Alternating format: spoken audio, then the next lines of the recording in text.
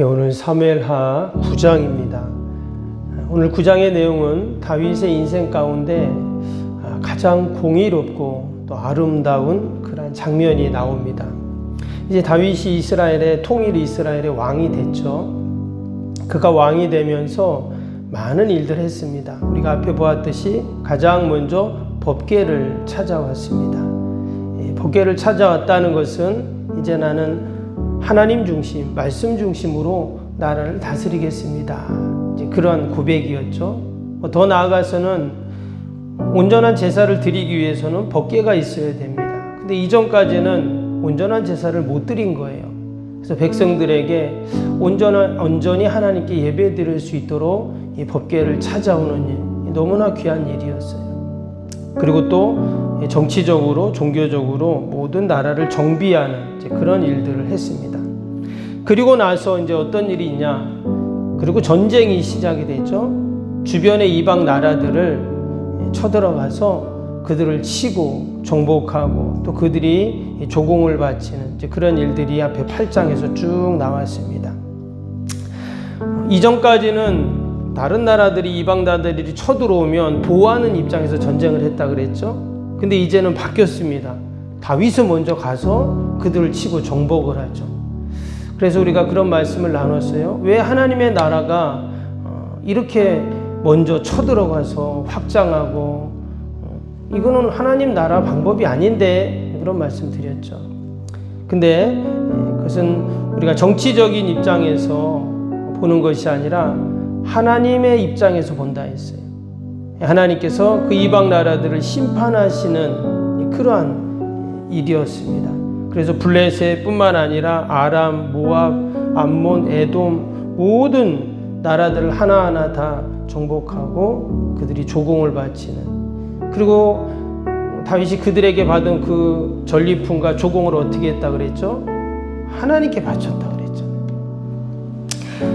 이처럼 하나님께서는 다윗의 왕국, 신정 왕국의 기틀을 확고히 세워가게 만드셨습니다. 근데 여러분, 이렇게 나라를 견고하게 세우기 위해서는 뭐가 필요하냐면 강한 리더십이 필요합니다. 여러분, 전쟁을 그냥 하는 게 아니잖아요. 실제 전쟁은 다윗과 이스라엘 군사가 전쟁을 합니다. 근데 그렇게 많은 전쟁들을 나가서 승리하기 위해서는 상당한 리더십이 필요하죠.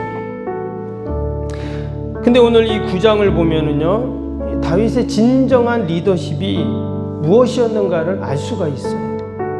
많은 업적들도 이루고 대단한 일들을 했지만 오늘 9장에 보면 진정한 다윗의 면모가 나옵니다. 그 내용이 무슨 내용이냐면 오늘 다윗이 사울의 그 남은 자들을 선대하는 그 모습이 나옵니다. 원래 고대 사회는 어떻습니까? 정권이 바뀌고 왕조가 바뀌면 여러분, 이전 왕조는 어떻게 돼요? 다 멸절이 되거나 또는 다 종이 되거나 노예가 됩니다. 우리가 TV에서 사극 같은 거 보면 그렇잖아요. 왕조가 바뀌면 그 왕가와 신하들, 가족들은 어떻습니까? 다 죽거나 유배를 가거든요. 고대 사회는 이제 그런 것입니다. 근데 다윗은 그렇게 하지 않았다는 거예요. 우리가 앞에서도 다윗과 사울의 차이를 계속 보았잖아요. 다윗은 어떤 편에 있었습니까? 살리는 편에 있었고, 사울은 늘 죽이는 편에 있었다 그랬어요. 그래서 보면 사울의 주변에 있는 사람들은 늘 배신하고 음모와 죽음의 그림자가 늘 사울 옆에는 따라다녔습니다. 근데 다윗은 죽일 수 있는 기회가 있었음에도 불구하고 늘 살려주죠. 그게 사울과 다윗의 차이라고 했는데 오늘도 보면 다윗은 어떻게 하냐면 살립니다. 우리 1절을 볼까요? 9장 1절 보시면 다윗이 이르되 사울의 집에 아직도 남은 사람이 있느냐? 내가 요나단으로 말미암아 그 사람에게 은총을 베풀리라 하니라. 원래는 그 사울의 왕가, 사울의 집에 남아있는 사람을 찾아갖고 죽이는 게 일상입니다. 그런데 어떻게 했다고요? 그를 찾아가지고 내가 은총을 베풀겠다, 이렇게 지금 얘기해요. 살려주겠다. 그 3절을 보시면 왕이 이르되 사울의 집에 아직도 남은 사람이 없느냐? 내가 그 사람에게 하나님의 은총을 베풀고자 하노라 하니 또 얘기해. 빨리 가서 찾아보라는 거예요. 그때 시바라는 사람이 나옵니다. 사울의 종이었는데 그가 요나단의 아들 가운데 한 사람이 있는데 다리 저는 자가 있습니다. 처음에는 이름도 얘기하지 않아요. 다리 저는 자가 있는데 오늘 끝에 보니까 그 사람은 두 발을 다 절었더라 그랬어요. 여러분 한쪽 발만 절어도 참 불편하고 힘들 텐데 두 발을 다 저는 장애인이었습니다. 참 너무나도 불쌍하고 좀 안타까운 그런 사람이죠. 근데 그 사람이 누구였냐? 바로 요나단의 아들 무비보셋입니다. 이런 얘기를 해요. 그래서 오늘 다윗이 그 무비보셋을 찾아라 빨리 하고 찾은 무비보셋에게 선대를 베푸는 그러한 모습이 나옵니다. 여러분 다윗의 입장에서는 이 무비보셋이 원수의 손자잖아요. 또한 대역 죄인입니다. 왜? 이전 왕조의 그 후손이기 때문에 지금의 다윗의 왕조에게는 대역 죄인인 것이죠. 그런데 오늘 뭐라고 했습니까? 7절에 이런 말씀이 나오시죠. 7절 볼까요? 다윗이 그에게 이르되 무비보셋을 데려왔습니다. 무서워하지 말라. 내가 반드시 내 아버지 요나단으로 말미암아 내게 은총을 베풀리라. 내가 내 할아버지 사울의 모든 밭을 다 내게 도로 주겠고 또 너는 항상 내 상에서 떡을 먹을지니라 하니. 참 이 말씀 우리가 이렇게 묵상해 보면 참 무비보셋의 입장에서는 어떻습니까? 숨어 있었는데 자기를 찾아냈어요. 그리고 지금 다윗 앞에 다 무릎 꿇고 있습니다. 아마 무비 속으로 그랬겠죠. 야 이제 죽었구나. 이제 죽었구나. 실제로 자신을 뭐라고 표현했냐면 왜 죽은 개 같은 나를 돌보십니까? 이런 표현을 썼어요. 그러니까 지금 무비보셋은 그동안 죽은 개처럼 지내고 있었다는 말이죠. 좀 얼마나 불쌍합니까? 그런데 다윗이 뭐라고요? 내게 은총을 베풀리라. 여러분 우리가 이 모습을 보면서 여러분 이 무비보셋이 누구를 말하는 것일까요? 다윗은 구약의 다윗은 바로 예수 그리스도를 예표하는 대표적인 사람 중에 한 사람입니다. 그러면 이 무비보셋은 누굴까요? 바로 우리들의 모습을 이야기하는 거예요. 죄로 말미암아 영원히 죽을 수밖에 없는 하나님과 원수되었던 아무 소망 없던 우리들을 친히 자신의 몸을 대속 제물로 삼아 주시고 우리에게 구원의 소망과 하나님의 은총을 베풀어 주신 그 예수님, 그 예수님의 사랑과 은혜를 우리가 오늘 이 9장의 다윗의 모습을 통해서 우리가 보게 됩니다. 근데 오늘 말씀 가운데 다윗이 그 무비보셋에게 내게 은총을 베풀리라 하면서 뭐라고 했냐면 요나단으로 말미암아 이런 말을 했어요. 내 아버지 요나단으로 말미암아 내가 은총을 베풀리라. 그 은총은 뭐였어요? 그 할아버지 사울왕, 여러분 사울왕의 그 재산이 얼마나 많았을까요? 한 나라의 임금이었는데 그 사울왕의 모든 밭을 내가 다 찾아서 너에게 주고 또 뭐요? 왕의 식탁에서 함께 식사를 하는 이런 어마어마한 축복을 그에게 말씀합니다. 그런데 그 이유가 뭐냐? 내 아버지 요나단으로 말미암아 그랬어요. 요나단이 이전에 블레셋과의 전쟁에서 죽었잖아요, 그렇죠? 그래서 이제는 더 이상 성경에서 잊혀지고 다시는 언급되지 않을 것 같았던 그 요나단의 이름이 딱 등장을 합니다. 우리가 사무엘 상에서 보았죠. 그 다윗과 요나단의 그 우정, 그 사랑을 우리가 쭉 읽었고 보았습니다. 요나단이 늘 다윗에게 어떻게 했죠? 다윗에게 선대했잖아요. 다윗이 사울 때문에 도망다니고 숨어있고 또 사울이 가서 찾아내면 또 요나단이 가서 빨리 도망가라고 하고 또 내일 아버지가 너 죽이러 온다 빨리 도망가라 계속 그랬잖아요. 그런데 결국은 어떤 일이 생기냐? 바로 그 요나단으로 말미암아 그의 아들 무비보셋이 이러한 엄청난 은혜와 축복을 받게 하게 됩니다. 저는 이 말씀을 묵상하면서 참 하나님께서 우리의 자녀들을 어떻게 축복하실까? 우리가 늘 새벽마다 자녀들 위해 기도하잖아요. 하나님이 우리의 자녀들에게 어떤 은혜와 축복을 주실까? 내가 하나님 앞에 어떻게 서 있는가가 중요하구나, 이런 마음을 들더라고요. 만약에 요나단이 만약에 이전에 아버지 사울처럼 다윗을 죽이려고 했고, 다윗을 그렇게 업신여기고 그랬다면 어떻게 됐을까요? 지금 무비보셋은 성경에 나오지도 않겠죠. 근데 하나님께서 때가 되니까 그 요나단을 잊지 않으시고 또 다윗을 통해서 그 자녀손들을 축복하시는 이 내용이 나옵니다. 여러분, 하나님은 실수가 없으신 하나님이시잖아요. 사람은 그냥 잊어버리고 스쳐갈 수 있지만 하나님은 반드시 기억하시고 때가 되면 그 자녀손들에게 복의 복을 더하시고 은혜 위에 은혜를 더하시는 우리 하나님이신 줄로 믿습니다. 오늘도 우리가 만나는 모든 자들에게 주님의 사랑으로 그들을 선대하고 또 하나님의 은혜를 우리가 구하고 우리가 믿음으로 나아갈 때 하나님께서 동일한 은혜와 복을 허락하실 줄로 믿습니다.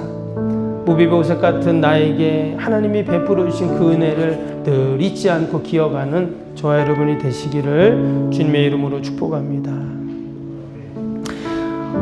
오늘도 우리 말씀 생각하면서 함께 기도하겠습니다. 주일편 함께 기도합니다. 하나님과의 친밀함이 더욱 넘치며 주님의 뜻을 통찰하게 하옵소서. 아멘. 건축이 진행되는 동안 날마다 샘솟는 하늘의 은혜로 채워 주옵소서. 아멘. 영역과 리더십 건강을 더하사 교회 건축을 은혜롭게 섬기게 하옵소서. 아멘. 신령한 생명의 양식을 공급함으로 성도들의 영혼이 부흥하게 하옵소서. 아멘. 건축을 위하여 맡겨진 소임을 더욱 충성스럽게 감당하게 하옵소서. 아멘. 영적으로 충만하여 하나님의 은혜가 날마다 샘솟듯 넘쳐나게 하옵소서. 아멘. 앞장서서 섬기시는 장로님들의 가정과 자녀와 사업에 복을 더하여 주옵소서. 아멘. 모든 중직자들이 마음을 모으고 정성을 모아 성전을 짓게 하옵소서. 아멘. 건축 현장과 건축위원들에게 지혜와 지식의 영으로 충만케 하옵소서. 아멘. 하나님의 마음을 알고 하나님의 영광에 합당한 성전으로 세우게 하옵소서. 아멘. 성도들이 건축위원이라는 주인의식을 가지고 기도에 힘쓰게 하옵소서. 아멘. 구역원들이 말씀의 꼴을 풍성히 먹도록 먼저 은혜를 경험하게 하옵소서. 아멘. 교회 영광을 위해 맡겨진 사명을 기도함으로 감당하게 하옵소서. 아멘. 평신도 지도자들이 굳은 일이나 힘든 일에 앞장서 섬기게 하옵소서. 아멘. 한마음으로 주님의 비전을 보게 하시고 믿음으로 승리케 하옵소서. 아멘. 예수님의 이름으로 기도합니다. 아멘. 사랑과 은혜가 충만하신 하나님 아버지, 지난밤 참 비가 많이 왔는데 하나님께서 늘 우리를 지켜주시고 보호하시고 함께 하시는 줄로 믿습니다. 귀한 새벽에도 우리를 주님 전으로 인도하시고 이처럼 이 기도의 자리로 부르심에 하나님의 귀한 뜻이 있는 줄로 믿습니다. 오늘도 성령님 말할 수 없는 탄식으로 우리를 위하여 친히 간구하시니 우리가 성령님 의지하며 말씀 붙잡고 기도하게 하여 주옵소서. 하나님, 다윗이 그 요나단의 아들 무비보셋을 찾아 그에게 은혜를 베풀어 주신 것처럼 하나님께서 마치 무비보셋 같았던 저희들을 찾으셔서 우리에게 말로 다 할 수 없는 하나님의 은혜로 늘 함께 하심을 감사합니다. 늘 하나님의 은혜 가운데 살게 하시고 또 하나님 감사하며 영광 돌리는 저희들이 다 되게 하여 주옵소서. 요나단으로 말미암아 그 아들 무비보셋이 이러한 은혜와 축복을 받은 것처럼 오늘도 우리가 우리 자녀들 위하여 기도할 때 또 주님의 사랑으로 만나는 모든 자들에게 선대할 때 동일한 은혜와 복을 우리의 자녀들에게 허락하실 줄로 믿습니다. 늘 하나님 영광 돌리는 저희들이 되게 하여 주옵소서. 오늘도 거룩한 날 주의 전을 찾는 모든 발걸음들 복되게 하시고 예배마다 모임마다 은혜 기쁨 충만케 하시고 오늘도 멀리 출타 있는 성도들 자녀들 어디 있든지 동일한 은혜와 복으로 함께하여 주옵소서. 감사하며 예수님의 이름으로 기도하옵나이다. 아멘. 하늘에 계신 우리 아버지의 이름을 거룩하게 하시며 아버지의 나라가 오게 하시며 아버지의 뜻이 하늘에서와 같이 땅에서도 이루어지게 하소서. 오늘 우리에게 일용할 양식을 주시고 우리가 우리에게 잘못한 사람을 용서하여 준 것 같이 우리 죄를 용서하여 주시고 우리를 시험에 빠지지 않게 하시고 악에서 구하소서. 나라와 권능과 영광이 영원히 아버지의 것입니다. 아멘.